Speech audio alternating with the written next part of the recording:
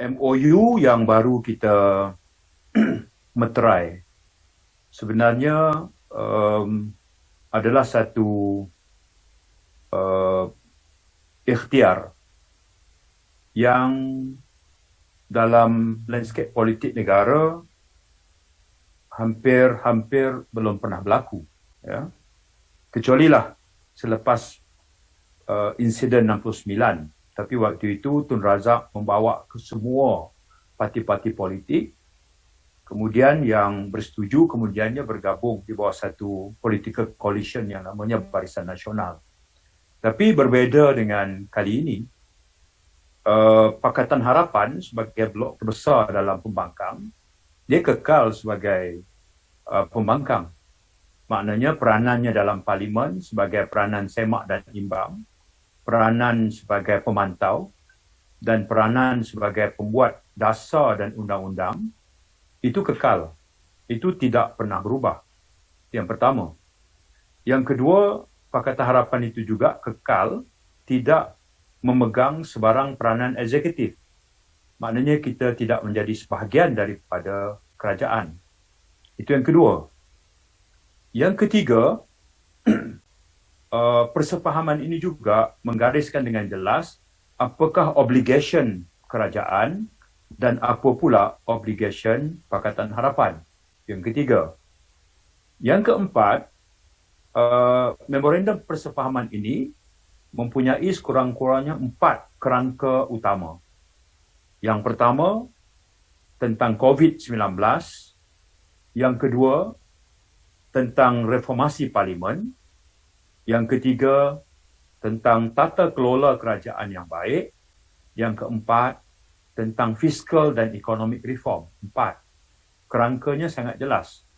Komponen seterusnya dalam memorandum ini adalah setiap perkara yang dipersetujui bersama di antara kerajaan dengan Pakatan Harapan, ianya diikat dengan garis masa pelaksanaannya yang sangat jelas.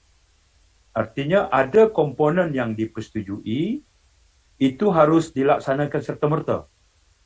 Ada juga perkara yang dipersetujui, pelaksanaannya mesti penggal keempat tahun ini juga sebelum berakhir Disember. Ada juga butiran yang kita persetujui yang kita katakan bahawa mesti dilaksanakan pada penggal kelima tahun hadapan.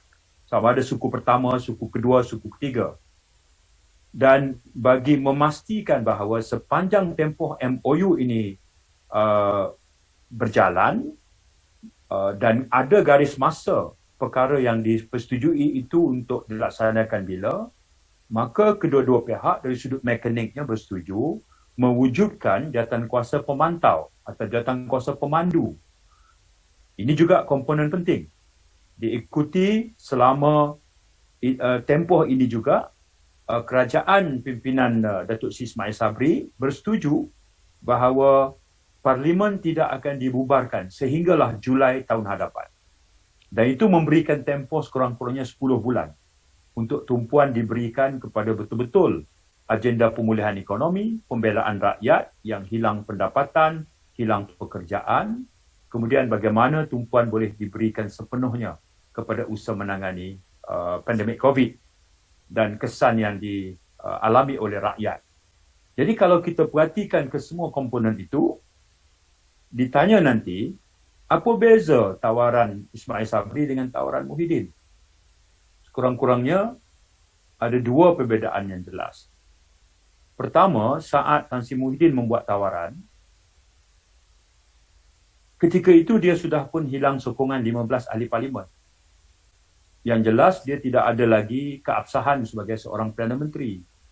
Seorang Perdana Menteri yang hilang keabsahan mana mungkin membuat tawaran kepada pembangkang. Apalagi tawaran itu menghendaki pembangkang menyokong beliau dan memberi kepercayaan kepada beliau. Tukaran kepada 7 perkara yang ditawarkan adalah Pakatan Harapan mesti menyokong beliau bagi menampung beliau kehilangan 15 ahli parlimen UMNO.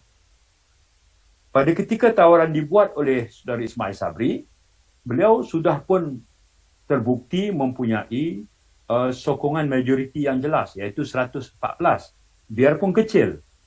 Kerana kecil inilah Perdana Menteri Ismail Sabri tahu bahawa tempoh beliau memegang jawatan ini boleh saja terjadi peristiwa seperti mana yang terjadi kepada Tan Sri Muhyiddin, iaitu apabila 15 ahli parlimen kerajaan menarik sokongan, kerajaan Muhyiddin tumbang.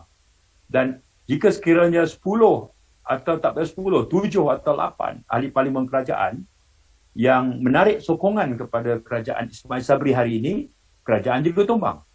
Jadi kerana itu beliau membuat pertimbangan bahawa beliau perlu mengajak Pakatan Harapan untuk duduk.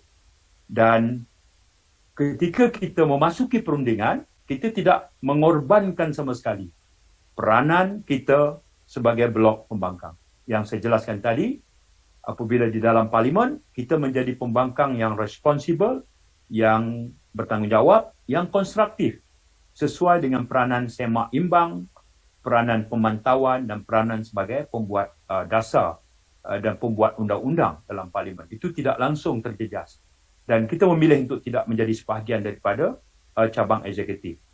Ya. Jadi, saya fikir itu memberikan input awal dalam mukadimah ini, Saudara Pengerusi, sebagai kalau ditanya apakah itu maksud MOU, apa komponennya, saya tadi terangkan susur galurnya. Ya. Setelah kita lalui beberapa proses perundingan yang melibatkan 5 wakil kerajaan, diketuai Saudara Hamzah Zainuddin, Taqiyuddin Haji Hassan, Anwar Musa, Tengku Zafrul dan Wan Junaidi. Manakala di sebelah Pakatan Harapan pula, saya mengetuainya, diikuti Saudara Anthony Loke, Saudara Gobin, Salahuddin Ayub, kemudian kita ada Samsul Iskandar dan Saudara Fahmi. Jadi ini adalah pasukan kerja yang telah mengadakan siri perbincangan yang akhirnya dimuktamadkan melalui persefahaman pada hari Isnin yang lepas. Terima kasih.